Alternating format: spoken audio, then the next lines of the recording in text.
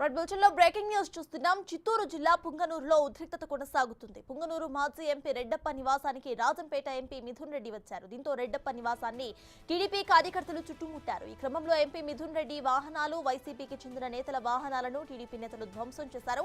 YCP TDP వర్గీయుల మధ్య ఘర్షణ చోటు చేసుకోగా రాళ్ల దాడిలో 6 టీడీపీ కార్యకర్తలకు గాయాలైనట్టుగా తెలుస్తోంది. ఇక ఆత్మరక్షణలో భాగంగా MP Mithun Reddy gunmen 3 rounds గాల్లోకి కాల్పులు జరపడంతో మరింత ఉద్రిక్తత అక్కడ నెలకొంది. పెద్ద ఎత్తున పోలీసు బలగాలు మోహరించగా పెద్దిరెడ్డిని అడ్డుకుంటామని గతంలోనే టీడీపీ శ్రేణులు హెచ్చరించారు.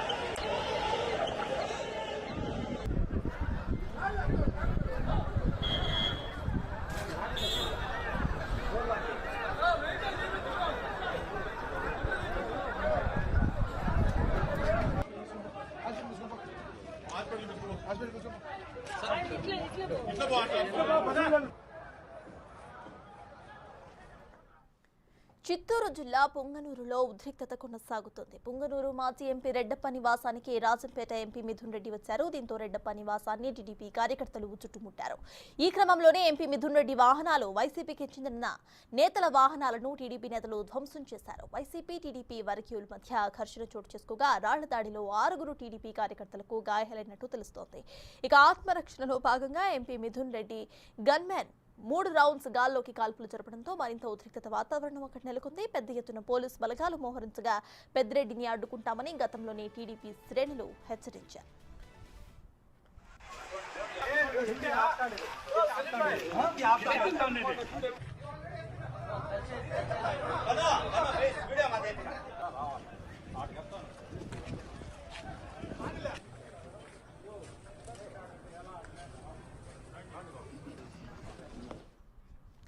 ఇదే విషయంపై పూర్తి డీటెయిల్స్ మా ప్రతినిధి దామోదర్ అందిస్తారు. దామోదర్, అక్కడ పరిస్థితి ఎలా ఉంది?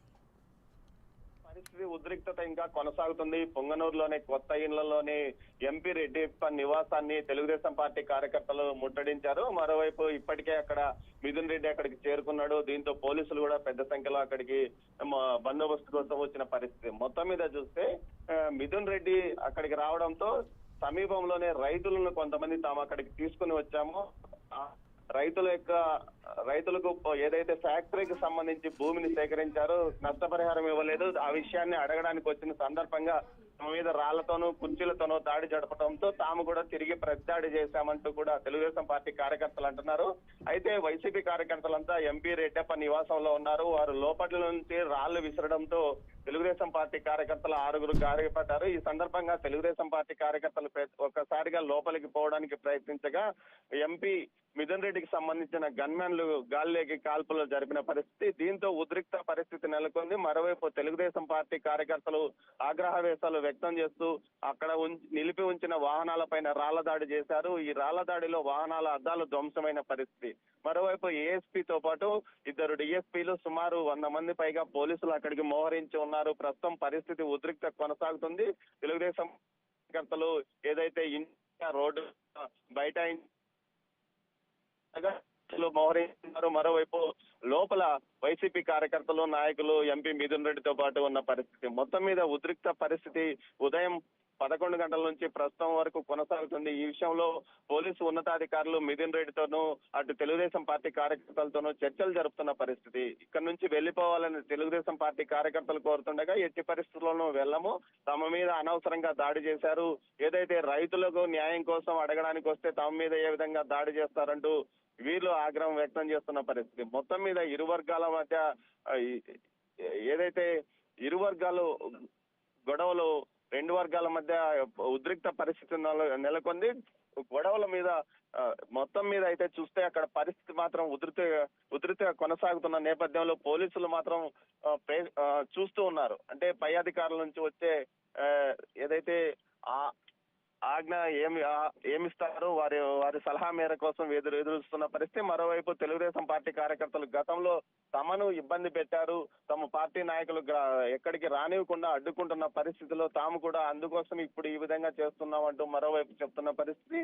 మొత్తం మీద అయితే పోలీసులు ఇరు వర్గాలతోనూ చర్చలు జరిపి వారిని ఇక్కడ నుంచి ప్రశాంతంగా పంపించడానికి ఏర్పాట్లు చేస్తున్న పరిస్థితి కనిపిస్తుంది. సర్తాజ్.